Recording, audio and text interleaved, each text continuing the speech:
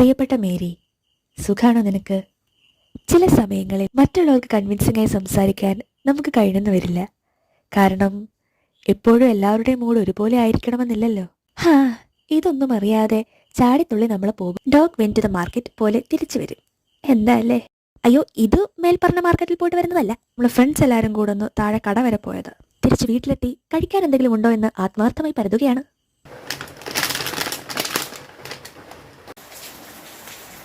എന്നും ഇപ്പോൾ വൈകുന്നേര സമയത്ത് മഴയാണ്.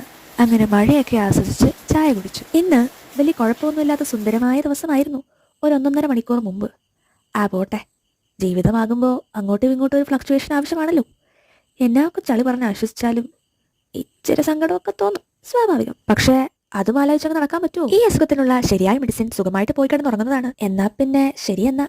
സ്വന്തം നൈജൽ.